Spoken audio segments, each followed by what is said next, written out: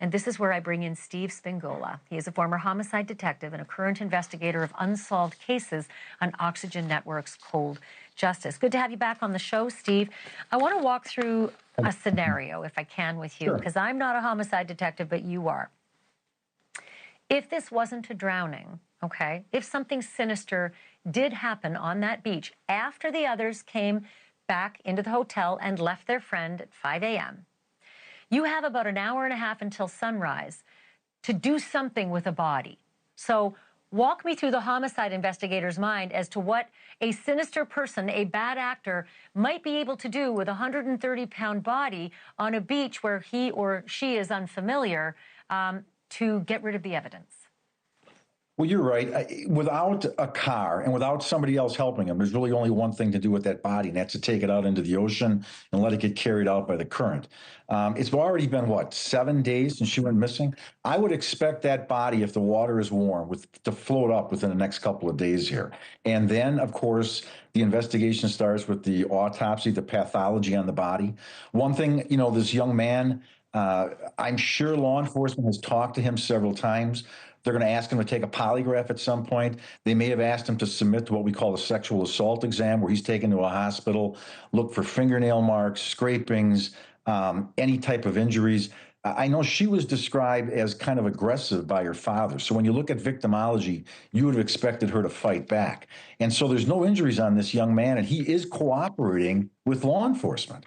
And so obviously when somebody lawyers up, that's a big red flag. But he has consistently told stories. And granted, they were both intoxicated here. Let's not fool ourselves here. It's not a crime. I understand you're 20 years old. You're going to go out. That alcohol lowered her inhibitions and her perception of danger. And she was probably standing in that current and got dragged out.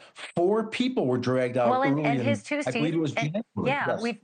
We've reported a bunch of deaths on that beach and bodies that have not come back because of these drownings. Families trying to rescue their family members and the whole family getting taken out, and not everyone is recovered on that beach. I only have a couple seconds left, but a couple things I just want to bring up in this investigation. If you're thinking of a sinister act, there are cops all over that beach at night, so try to get rid of a body with cops all over that beach at night.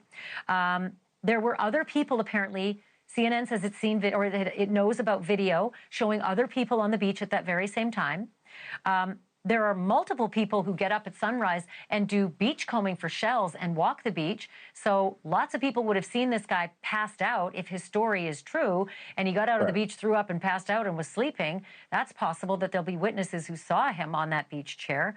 But I guess there's always that possibility that between the time he passed out, maybe someone snatched her. But can I ask you again, reasonably speaking, can you snatch a spring breaker on a beach that's full of cops and full of spring breakers sleeping out on the beach because the power wasn't working, and also so close to sunrise?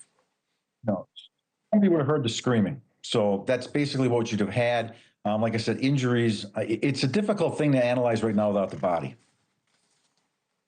Yeah, I'll say. We'll have to have you back. There's so many more questions I have. And as we get new details every day, you can bet I'll be calling you. Thank you so much, Steve. I appreciate it. Thank you. Take care. Thanks for watching. Go to joinnn.com to find NewsNation on your screen. And don't forget to click the red subscribe button below to get more of NewsNation's fact-driven, unbiased coverage.